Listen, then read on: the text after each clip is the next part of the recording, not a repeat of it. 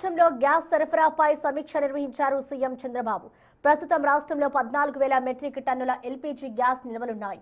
మరికొన్ని టన్నుల గ్యాస్ కూడా అందుబాటులోకి రాబోతుందని ప్రకటించారు. రాష్ట్రంలో ఎలాంటి గ్యాస్ సరఫరా ఆటంకాలు లేవని క్లారిటీ ఇచ్చారు సీఎం చంద్రబాబు. అయితే ప్రజలకు తక్షణమే అందుబాటులోకి వచ్చే ప్రత్యామ్నాయాలపై అధ్యయనం చేయాలని సూచించారు. మరో 15 రోజులకు అవసరమైన గ్యాస్ నిల్వలైతే మన దగ్గర ఉన్నట్టు తెలిపారు సీఎం.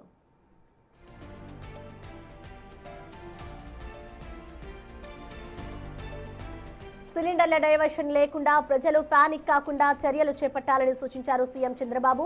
రాష్ట్రంలో ఇండక్షన్ స్టవ్ల లభ్యత పెరిగేలా చూడాలని అన్నారు ఆయన. గ్యాస్ కంపెనీలు కూడా ఉత్పత్తి పెంచడం, మెరుగైన పంపిణీ జరిగేలా చూడాలన్నారు. రాష్ట్రంలో మరింతగా డిస్ట్రిబ్యూషన్ నెట్వర్క్ విస్తరించే అంశంపై దృష్టి సారించాలని అన్నారు.